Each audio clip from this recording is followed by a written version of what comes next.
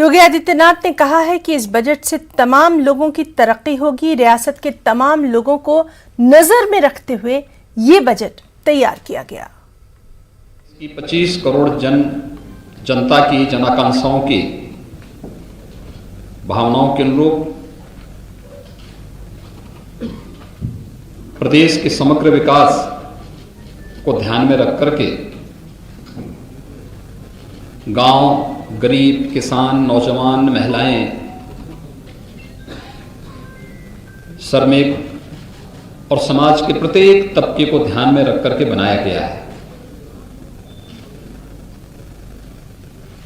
आदरणीय प्रधानमंत्री जी के नेतृत्व में, उनके मार्गदर्शन में लोक कल्याण संकल्प पत्र की भावनाओं के अनुरूप देश की सबसे बड़ी आबादी का राज्य उत्तर प्रदेश उन जन आकांक्षाओं की पूर्ति कर सके और समग्र विकास के लक्ष्य को प्राप्त करने में सहायक हो सके,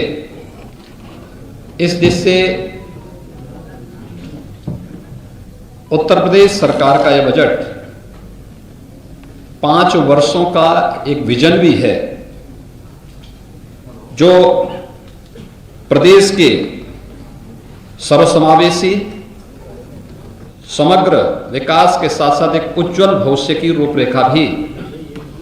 तैयार करेगा। उधर अखिलेश यादव ने कहा है कि रियासत में तमाम